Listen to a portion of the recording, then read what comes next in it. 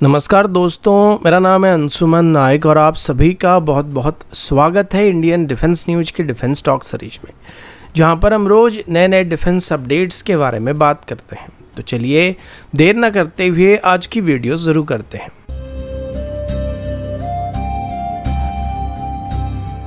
आज की पहली अपडेट भारत की 5th generation fighter jet programme की तरफ से, और अभी पता चला है कि पाकिस्तान की तरफ से अभी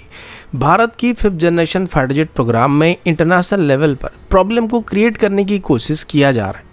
अभी तक भारत की तरफ से सिर्फ अपनी एमका प्रोग्राम पर ही फोकस किया जा रहा था और कोई भी foreign 5th generation fighter jet को एक्वायर करने के बारे में प्लान नहीं किया जा रहा था। लेकिन रिसेंटली पाकिस्तान की तरफ से J-35 को एक्वायर करने की न्यूज आने के बाद, खास करके ऑपरेशन सिंदूर के बाद, अभी डिफेंस मिनिस्ट्री की तरफ से और इंडियन एयरफोर्स की तरफ से अपना ये फैसला बदलने का प्लान किया जा रहा है। और पिछले हफ्ते डिफेंस मिनिस्ट्री की तरफ से बात बताया गया था कि अभी भारत की तरफ से इमरजेंसी बेसिस पर 5th जनरेशन फाइटर जेट को एक्वायर किया जाने वाला और किसी फ्रेंडली कंट्री के साथ अभी 5th जनरेशन फाइटर जेट को लेके बातचीत करने की बात की गई थी। इस डील में टोटल 60 के आसपास 5th जनरेशन फाइटर जेट को, यानी कि करीब 3 squadron 5th generation fighter jet को खरीदने की प्लानिंग की जा रही है। अब अभी तक भारत को बस 2 ही 5th जनरेशन फाइटर जेट का ऑफर मिलने की खबर सामने आई थी, जिसमें पहला रशियन ऑरिजिन Su-57 एयरक्राफ्ट और दूसरा F-35 है। लेकिन इनमें से F-35 को लेके अभी तक भारत को कोई भी फॉर्मल ऑफर को सबमिट नहीं किया गया था। बस लॉकहीड मार्टिन की तरफ से एक हफ्ते पहले बताया गया था कि वो जल्दी ही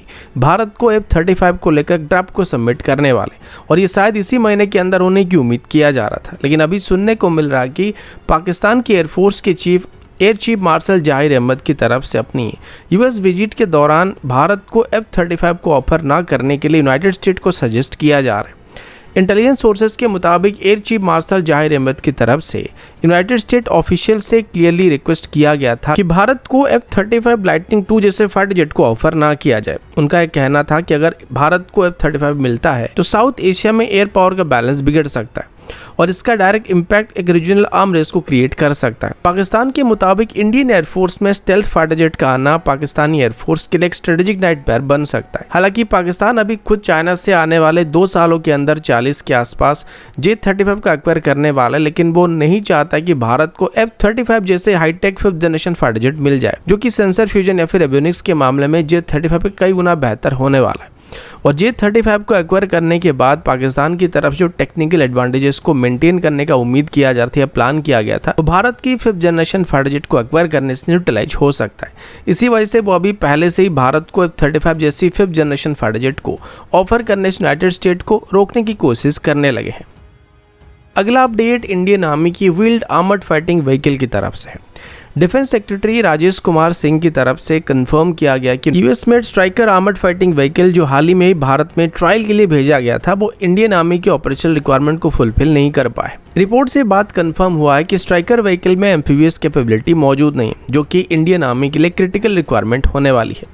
इसके अलावा इसका इंजन भी काफ़ी अंडर पावर है, जिस वजह से हाई एल्टीट्यूड में इसे डिप्लॉय करना संभव नहीं होने वाला है। इस वजह से पहले भी स्ट्राइकर व्हीकल को लेकर इंडिजिनस सोल्यूशन होते हुए इंपोर्टेड सिस्टम को एक्वायर करने की बात को लेकर हमारे डिफेंस कम्युनिटी की तरफ से एक्सेप्ट नहीं किया जा रहा था। हालांकि अभी स्ट्राइकर व्हीकल को ऑफिशियली रिजेक्ट किया जा रहा है, लेकिन राजेश सिंह का कहना है कि यूनाइटेड स्टेट की तरफ से अभी इसके एक एम्फीबियस वेरिएंट को भी फ्यूचर में मिलिट्री एक्सरसाइज के दौरान शोकेस करने का प्लान किया जा रहा है, जिससे क्लियरली पता चलता है कि इनिशियल रिजेक्शन के बाद भी Indo US defence cooperation continue रहने वाली है। स्ट्राइकर जो कि एक 8x8 आर्मर्ड पर्सनल कैरियर है और जनरल डायनेमिक्स लैंड सिस्टम की तरफ से इसको मैन्युफैक्चर किया गया,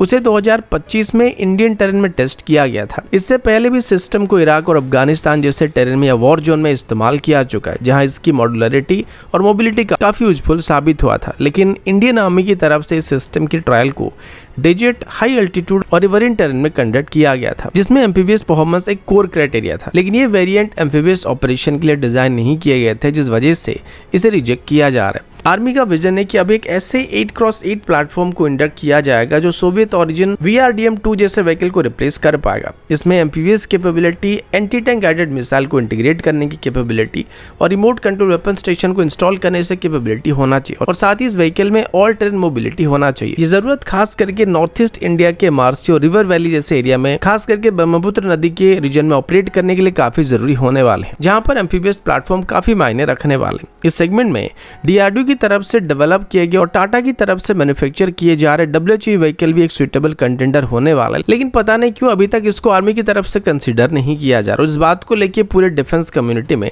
काफ़ी सवाल किया जाता है। अगला अपडेट अर्मेनिया और भारत के बीच होने वाली एक और बड़ी डिफेंस प्रोजेक्ट की तरफ से। रिपोर्ट्स के मुताबिक अर्मेनिया की तरफ से अभी भारत के advance towed artillery gun system यानी कि ATGS के लिए एक नया ऑर्डर को प्लेस करने का प्लान किया जा रहा है, जिसमें 80 के आसपास गन को खरीदने की बात की गई है, जो कि Nagpur based Kalyani strategic system limited की तरफ से भी डिलीवर किया जाएगा। ये ऑर्डर 2023 में डिलीवर किए गए 12 ATGS गन के बाद दिया जा रहा है, जो कि अर्मेनिया के टेरर में सक्सेसफुली इंटीग्रेट किए जा चुके हैं। ये डेवलपमेंट सिर्फ भारत के लिए एक एक्सपोर्ट सक्सेस नहीं होने वाला है, बल्कि अर्मेनिया के लिए भी एक मेजर मॉडर्नाइजेशन प्रोग्राम होने वाला है, जहां वो अपने पुराने सोवियत ऑरिजिन D30 और मास्ट बी जैसे हाउजर को रिप्लेस करने वाले हैं। अर्मेनिया की तरफ से रिक्वेस्ट किए जाने के बाद कल्याणी स्ट्रेटेजिक सिस्टम लिमिटेड की तरफ सभी ATGS के ट्रैजेक्टरी कंप्यूटेशन मॉड्यूल को अर्मेनियन लैंग्वेज के यूजर इंटरफेस के साथ कस्टमाइज कर दिया गया था, जिस वजह से लोकल ऑपरेटर को इसे ऑपरेट करने में कोई दिक्कत नहीं होने वाली। और रिपोर्ट के मुताबिक फ्यूचर में भी और कस्टमाइजेशन को अर्मेनिया की रिक्वायरमेंट के मुताबिक ऑफर किया जा सकता है। अभी इंडियन आर्मी की तरफ से भी मार्च 2025 में 307 ATGS यूनिट को खरीदने के लिए बहुत ही बड़ी ऑर्डर को प्लेस किया गया था, जिसका टोटल वैल्यू 7,000 करोड़ के आसपास होने वाली है। इस ऑर्डर का 60% कल्याणी स्ट्रेटेजिक सिस्टम लिमिटेड के पास जाने वाला और 40% टाटा एडवांस सिस्टम लिमिटेड के पास जाने वाला है। इस मास प्रोडक्शन के चलते पर यूनिट कॉस्ट अभी काफ़ी हद तक रिड्यूस होने की उम्मीद भी किया जा रहा है, जिससे अर्मेनिया जैसे एक्सपोर्ट कस्टमर के लिए सिस्टम और भी कॉस्ट इफेक्टिव बनने की उम्मीद किया जा रहा है और आगे चल के इसकी एक्सपोर्ट मार्केट को और भी एक्सपैंड करने में हमको मदद करने की उम्मीद किया जा रहा है।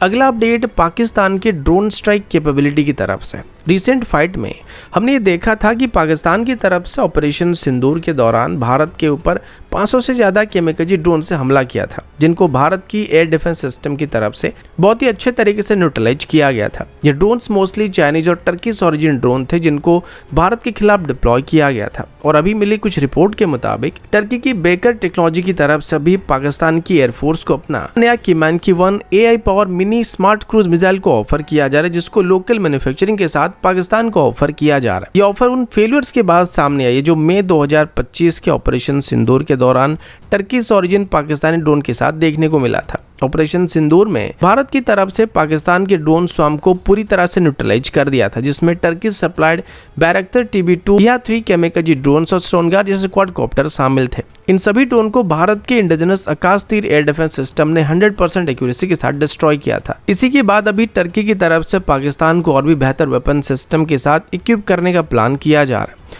जिसका नाम किमैन-1 होने वाला है। ये एक AI power mini smart cruise missile होने वाला है, जो कि बैरक्टर TB2, TB3 और अकिनेक UAV से लॉन्च किया जा सकता है। इसका रेंज अप्रोक्सीमेटली 200 किलोमीटर के आसपास होने वाला और इसका मैक्सिमम फ्लाइट अल्टीट्यूड 12,000 फीट तक होने वाली है। इसमें 5 से 6 kg के आसपास वॉरेट को भी इंटीग्रेट किया जा सकता है और ये एक सबसोनिक सिस्टम होने वाला है, जो कि मार्क 0.7 की स्पीड में ट्रैवल कर सकता है और इसका लॉन्चिंग टाइम अप्रोक्सीमेटली 30 मिनट के आसपास होने वाला है। सबसे बड़ी बात यह कि एक फायर एंड फॉरगेट टाइप का मिसाइल होने के साथ साथ man in the loop mode को सपोर्ट करता है, जिससे दुश्मन की एयर डिफेंस के रडार्स और जैमर को डॉज करके टारगेट को प्रिसिशन के साथ स्ट्राइक किया जा सकता है। ऑपरेशन सिंदूर के दौरान पाकिस्तान की YH-3 और सोनगार ड्रोन्स को भारत के आकाश तीर सिस्टम ने इजीली इंटरसेप्ट कर दिया था। ये ड्रोन लो कॉस्ट और लो अल्टीट्यूड में ऑपरेट करने वाले ड्रोन थे, जो कि भारत के लेयर एयर डिफेंस सिस्टम के अगेंस्ट में टिक नहीं पाए थे। इसी वजह से अभी पाकिस्तान एक स्टैंड अप रेंज से स्ट्राइक करने वाले वेपन सिस्टम को अपने सर्विस में इंडक्ट करने का प्लान किया जा रहा है, जिसका जवाब अभी किमैन-1 जैसे सिस्टम हो सकते हैं। ये मिसाइल ऐसे UAV स्ट्राइक मिशन के लिए इस्तेमाल किया जा सकता है, जहां ऑपरेटर ड्रोन को रिस्क में डाले बिना, यानी कि दुश्मन की एयर डिफेंस कवरेज में आए बिना ही 100 किलोमीटर की दूरी से मिसाइल को स्ट्राइक कर सकते हैं। और भारत की एयर डिफेंस ग्रिड को टारगेट करने के लिए पाकिस्तान के लिए फिलहाल ये एक आइडियल वेपन साबित होने की उम्मीद किया जा रहा है। अगला अपडेट भारत के एक और बड़े डिफेंस एक्सपोर्ट प्रोजेक्ट की तरफ से, जहां DRDO की स्वाति वेपन लोकेटिंग रडार को एक नए देश को एक्सपोर्ट करने की बात सामने आई है। सोर्सेज के मुताबिक एक अनडिस्क्लोज फ्रेंडली कंट्री की तरफ से अभी 6 स्वाति रडार सिस्टम को खरीदने के लिए ऑफिशियली भारत को अप्रोच किया जा रहा है और इसके लिए अभी डील ऑलमोस्ट फाइनल स्टेज में पहुंच चुका है। ये डेवलपमेंट उसके बाद सामने आई है जब पहले अर्मेनिया की तरफ से 2020 में 4 स्वाति वेपन लोकेटिंग रडार को $40 मिलियन कीमत में एक्वायर करने का फैसला किया था। स्वाति रडार सिस्टम के बारे में बात करें तो ये एक कटिंग एज आर्टिलरी या प्रोजेक्टाइल डिटेक्शन रडार सिस्टम है जिसे DRDO के electronics and radar development establishment की तरफ से डिजाइन किया गया और अभी इसको भारत इलेक्ट्रॉनिक्स लिमिटेड की तरफ से मैन्युफैक्चर किया जाता है। इसका मेन काम दुश्मन की आर्टिलरी फायरिंग या रॉकेट फायरिंग की एग्जैक्ट लोकेशन का पता लगाना होता है, जिस वजह से हमें काउंटर स्ट्राइक करने में मदद मिलता है और इससे हम एक्यूरेटली दुश्मन की लोकेशन पर स्ट्राइक कर पाते हैं। 2020 में जब अर्मेनिया की तरफ से रशिया और पोलैंड के सिस्टम को बाईपास करके भारत के स्वाति वेपन लोकेटिंग रडार को सिलेक्ट किया गया था तो इस रडार की ग्लोबल क्रेडिबिलिटी में एक बहुत बड़ा बूस्ट देखने को मिला था। अर्मेनिया में इसे ऑपरेशनल टेरेन में काफी टफ कंडीशन में इस्तेमाल किया चुका है। उसके बाद भारत की तरफ से Swathi weapon locating radar system को south east Asia, Latin American countries और मिडिल ईस्ट के मार्केट में एग्रेसिवली प्रमोट करना चालू कर दिया था और अभी लगता है कि भारत को इन रडार सिस्टम का एक और कस्टमर भी मिल चुका है। स्वाति रडार की अभी एक नए वेरिएंट को भी इंडियन आर्मी में इंडक्ट किया चुका है जिसको स्वाति मार्क 2 रडार कहा जा रहा है। इस वेरिएंट को खास करके माउंटेन रीजन में ऑपरेट करने के लिए ऑप्टिमाइज किया गया और इसी वजह से इस माउंटेन वेरिएंट को एक 6x6 ट्रक के ऊपर माउंट किया जा रहा है जिसे हाई एल्टीट्यूड और डिफिकल्ट टेरेन में इसे इजीली डिप्लॉय किया जा सकता है। इसका मॉड्यूलर और मोबाइल डिजाइन होने की वजह से एनिमी आर्टिलरी फायर से इसको बचाना काफी आसान होने वाला है, यानी कि इसको एक जगह से दूसरी जगह पर तुरंत ही रिलोकेट किया जा सकता है। कुल मिलाकर ये भारत के लिए एक बहुत ही स्ट्रेटेजिक एक्सपोर्ट सक्सेस की अपडेट होने वाली। स्वाति रडार की लो कॉस्ट, हाई एफिशिएंसी और कॉम्बैट प्रूवन फीचर की वजह से इसका ग्लोबल मार्केट में डिमांड बढ़ने की पूरी उम्मीद किया जा रहा है। DRDO और भारत इलेक्ट्रॉनिक लिमिटेड जैसे इंडिजिनस प्लेयर के लिए एक बहुत ही बड़ी माइलस्टोन बनने वाला है जो मेक इन इंडिया और हमारी आत्मनिर्भर भारत विजन को ग्लोबल लेवल पर रिप्रेजेंट करने वाला है। तो दोस्तों अभी के लिए इतना ही, मिलता हूं आपसे अगले वीडियो में, तब तक के लिए जय हिंद, वंदे मातरम।